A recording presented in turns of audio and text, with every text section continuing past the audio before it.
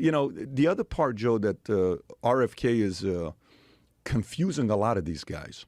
RFK and Vivek. What are the two guys doing? They're going on podcasts. They're going everywhere. Yeah. And some of these guys are not realizing the power of you yet, the power of the podcast model, the power of Friedman's, the power of going and talking to the people because it's digital. I'm looking at the video here, 15-minute clip, 5-minute clip, Twitter short clip. So I think this could be the first case study where mainstream media for an election, this could be the last one where they have a little bit of an advantage. I think it's about to be done for them. Yeah, I think so too. Well, it's a terrible format. I mean, mainstream media has always been hampered by the fact they have ads every 7 minutes. It's always been. Every conversation is only allowed to have a certain amount of depth to it because you can't expand on things. You can't. If you have like something very complicated to discuss, you need to let someone talk without any interruption, and then there needs to be some back and forth. That takes time. It takes a long time for someone to clearly establish when you're talking about the facts of a very important piece of policy or a very important situation that's going on in America. Like, say, the border crisis. You can't talk about the border crisis in 5 minutes. It's super complicated. You can't talk about Title 42 in 40 minutes. You can't talk about any of these things in a short amount of time. You need hours. You need to be able to expand for hours and not be interrupted by commercial breaks. But they're hampered by that model. It's always going to be, and then they're also hampered by the fact that you don't get individual, unique voices and perspectives. You get narrative-driven, policy-driven, ideologically driven hosts who they're contained by whatever system that they're a part of.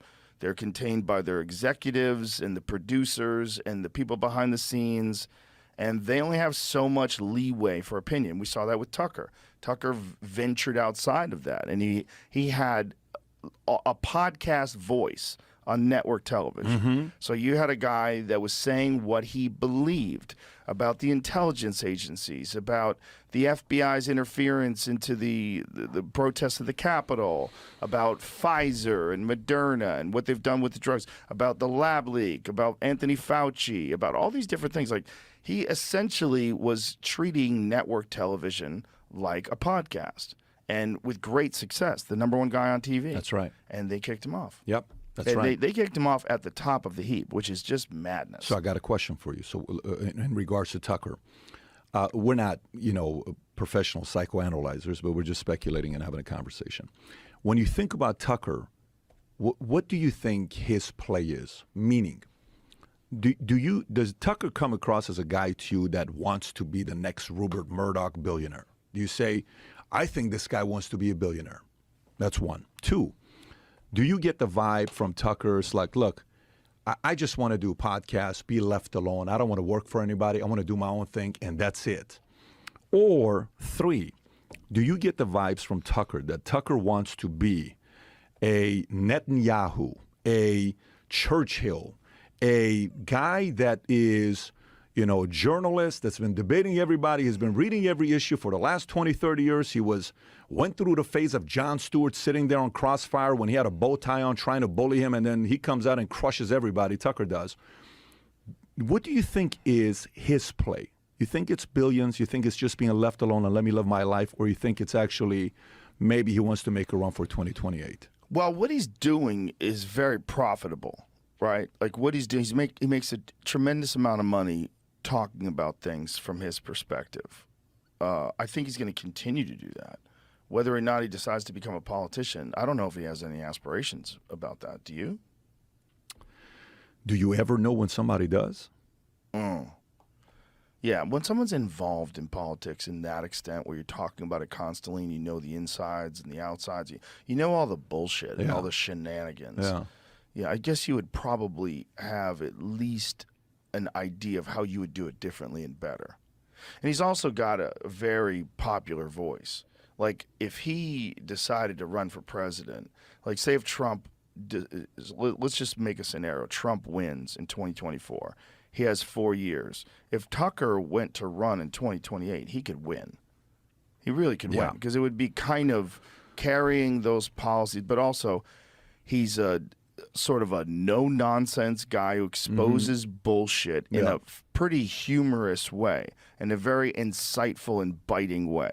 And that's what he was really good at on his television show. Yeah. And he red-pilled a lot of left-wing people. There's a lot of left-wing people during the pandemic that's like, Tucker Carlson's a propagandist and he's a piece of shit and is a right-wing asshole. And then as time went on, they're like, he's saying a lot of shit that's right. Like, why are they locking these tests? Why are they making kids wear masks? Like, is there any science to it?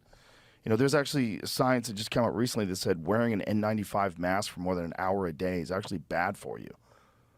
Yeah, like you could get health problems from wearing one of those fucking things all the time. Now we're being told this stuff. Yeah, now we're being told this. Yeah, and then New York Times came out saying a third of the deaths could be exaggerated. I don't know if you saw that or not. Yeah. Well, Lena Wen on CNN said she thinks the actual death rate is 30% of what they said it was. And then you have the death rates that are due to those ventilators. How many people died that would have lived because of ventilators? Then you have all the other things that could have been done. You know, how many people could have been helped with different treatments that were made illegal or were prohibited?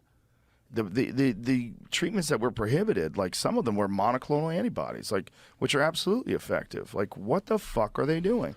Well, they had one idea, and that idea was make sure that people get vaccinated. And anything that takes away from that, including thymosin. Thymosin is a peptide that people were using to help battle COVID. Well, they made it illegal. They banned thymosin, which is, there's no negative effects of thymosin. There's no peer-reviewed data that show it's dangerous. Meanwhile, fentanyl's still legal. You can still get, they're not stopping fentanyl. It's not legal, but it's not like they're not stopping opiates. They're not stopping all these things that we know absolutely do kill people and absolutely do cause harm and absolutely are addictive. They're not going out of their way to get rid of that. Though? Why do you think? Because they want to make an extraordinary amount of money.